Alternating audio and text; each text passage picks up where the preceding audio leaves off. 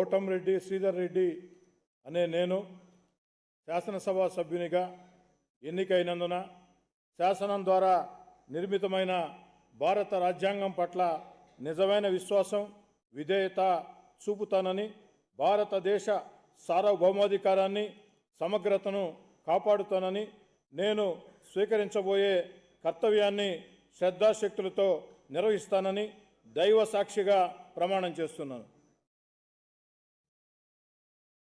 ఆంధ్రప్రదేశ్ శాసనసభ సభ్యుడినైన కోటంరెడ్డి శ్రీధర్ రెడ్డి అనే నేను సభ నియమాలకి కట్టుబడి ఉంటానని, వాటిని అనుసరిస్తానని, సభా మర్యాదల్ని పాటిస్తానని, సాంప్రదాయాల్ని గౌరవిస్తానని దైవ సాక్షిగా ప్రమాణం చేస్తున్నాను.